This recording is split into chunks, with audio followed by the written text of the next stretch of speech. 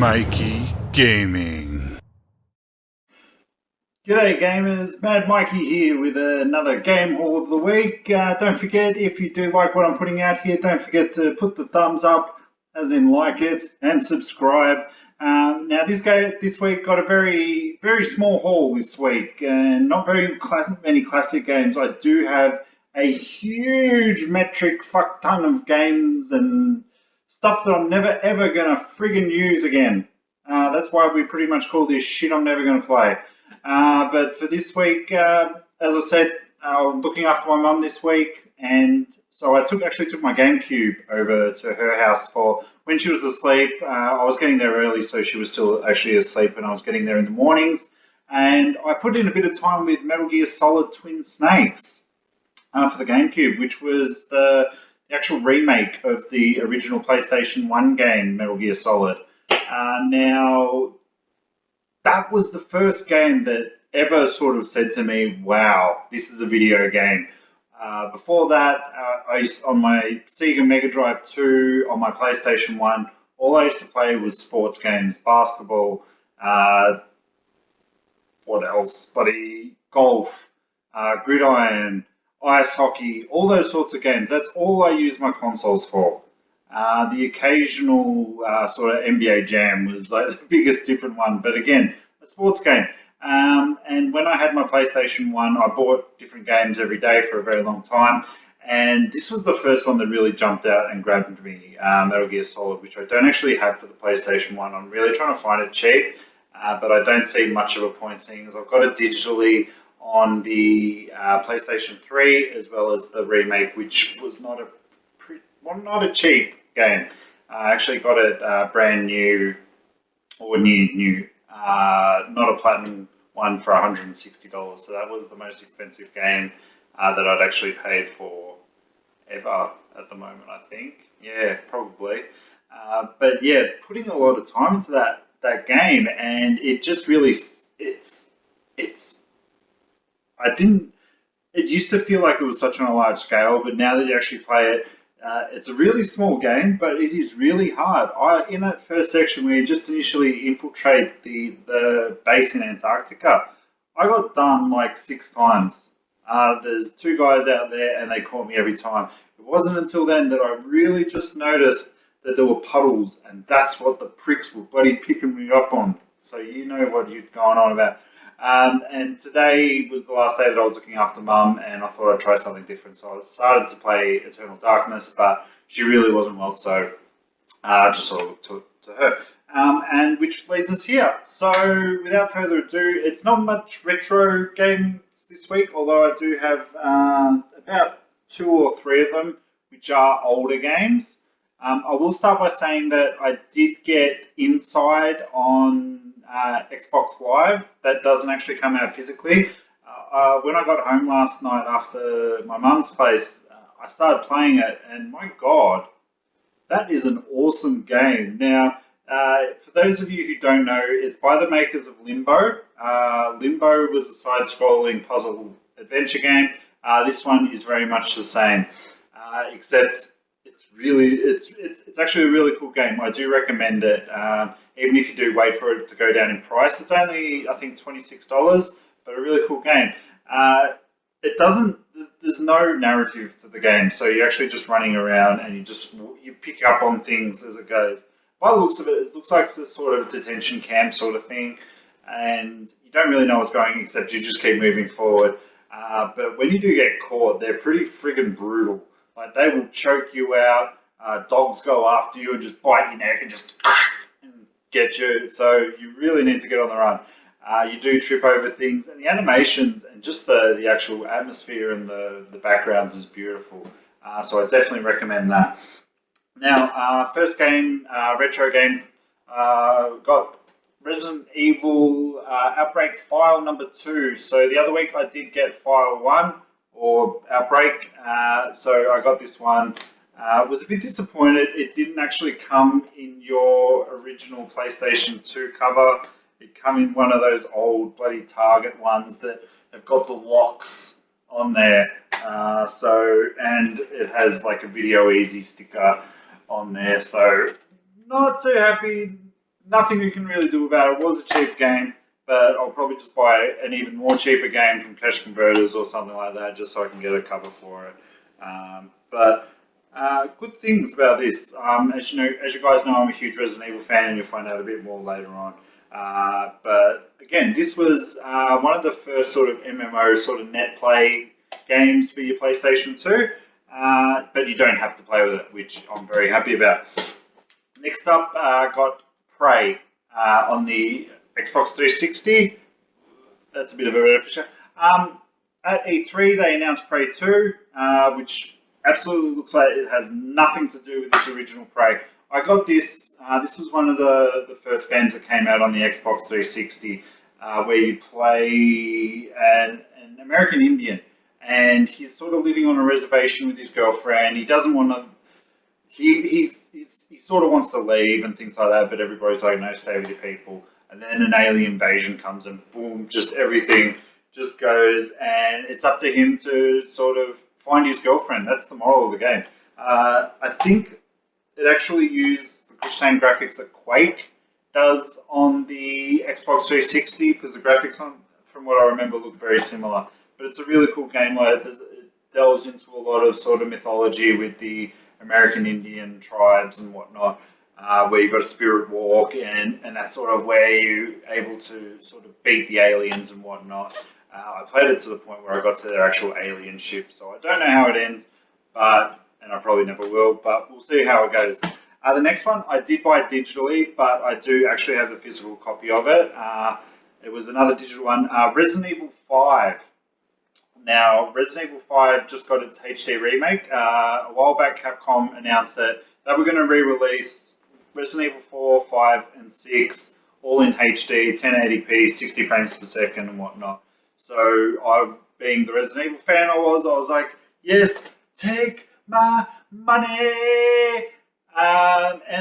But then they said, we're going to do it only digital only, and we're going to bring it out 6, 5, and 4. Why the hell would you do 6, 5, and 4? Are you doing like worst to best? Because Resident Evil 4 is amazing. Resident Evil 5 was really good. A friend of mine actually texted me and said, oh, look, are you going to get it? Because I really want to play through the multiplayer again. Because it was, to me, Resident Evil 5 was the beginning of the end, because they put a lot of emphasis of team play. So there's a lot of the co-op. I don't think that that's how Resident Evil should go. I really think that Resident Evil is a single-player game where you get the shit scared out of you, which the recent demo for Resident Evil 7 came out, and it looks like it's returning a bit more like that. So that's what I'm looking for. But I did have a lot of fun on the original Xbox 360 with my friend Dan playing the co-op, especially the DLC missions, which it does come with on the digital one. Next up, we got Dishonored, the Definitive Edition. Another one I got digitally, but I wanted the hard copy. It was really cheap at EB Games. It comes with all the DLC and whatnot. I've only played a little bit of this game originally, which I think I actually played it on PC first, just because I did get it really cheap. But this is a really cool game. It's really a choose your own sort of play style game, if you don't know. But it's got sort of many Game of the Year awards and whatnot, and there is the second one coming out hopefully this year. But with the trend of all of the new games these days, they will get delayed. Next up, one game that I wasn't sure of, because I normally get these games on the Nintendo Wii U, but after seeing the reviews and everything, I couldn't say no to this game. Lego Star Wars Episode 7. This game looks so cool. I did sort of toss up between getting the collector's edition, which came with DLC, and a Lego figure of Finn, but it was like $110, I think, and I didn't sort of. You probably could see the value in that, but for a Lego game, I've never really played them that much. This one looks really cool. It's got a voiceover from the movies along with the Lego humor, and a lot of reviews have said that it's actually the best Lego game in quite a while, which It's no mean feat because the Batman games, from what I've heard, are very good, which I don't. The only one I don't have is the third Batman one because I just thought it was a bit nuts. It's going into space and things like that. But you know what? If I see it in the cheapo bin, I'll probably get a look at it. And the last game of the week, and the one that I was actually most excited about, Tokyo Mirage Sessions slash or hashtag FE, which is the crossover of Shin Megami Tensei and Fire Emblem. Now, Fire Emblem is an awesome game, hands down, one of the best handheld games you will ever play. If you haven't got it, try it. If you can get it cheap, even better. But now this one, I got the collector's edition, so a little unboxing. What you do is you get the physical game, so nothing special, no sort of tin packaging or anything, which I'm wrapped about because I absolutely hate those with the passion.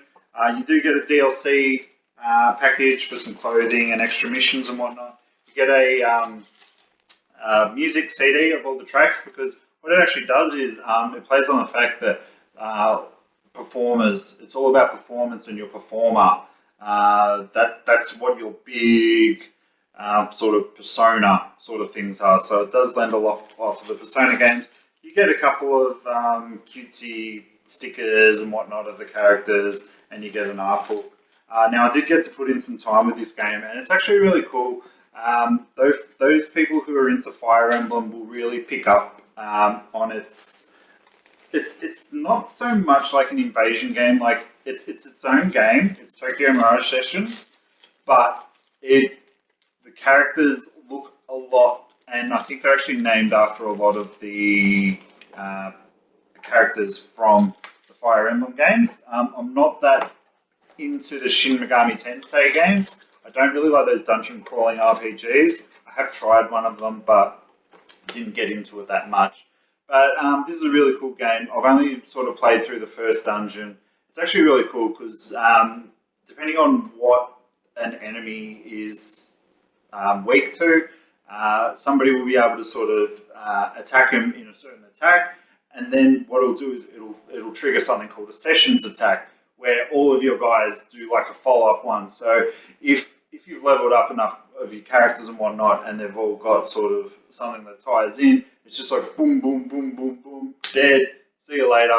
That's all she's wrote. But that's all for this week. I did try a bit of a different format this week, just coming up a bit closer from some of the feedback that I got from the guys. Let me know. Like I've actually got all my gaming controls all set up like I did last week, which until my gaming room gets done, I'm not going to be able to sort of show anything else than my living room, which is lovely, don't get me wrong. Got my little nieces over to the side, a couple of wedding photos if you can't see it. But look guys, that's all for this week. So look, really appreciate a lot of the feedback that I have been getting. And shout out to a lot of the Facebook groups who have been getting behind this as well. There's an Aussie Gamer Cave group that I'm a part of, where on Sundays it's like what we do is we show off what our hauls of the week was. So what I actually started doing was sharing this clip with them, and a lot of them have got behind it and given some feedback too. So thanks a lot, guys. Also, you guys can follow me on Facebook, MadMikeey Gaming, where we're building a little community there where we are chatting and just talking about shit. I put up just on while I was playing Metal Gear Solid, there's this little bit just after you beat one of the bosses where there's a Mario and Luigi, sorry, not Luigi, and Yoshi, and there's an actual purple GameCube there, and I was just basically saying how little shame Nintendo has when putting their games out. But guys, thanks. It's been another great week. I'm going to have a big haul next week, no doubt about it. I know it. Bossy, you're the man. He sent me an awesome friggin' deal this week, and I'm just waiting for it to arrive. It was either going to arrive today or Monday, and it looks like it's going to arrive Monday. So till next week, guys, have a great week. Let me know what you're playing, and happy gaming.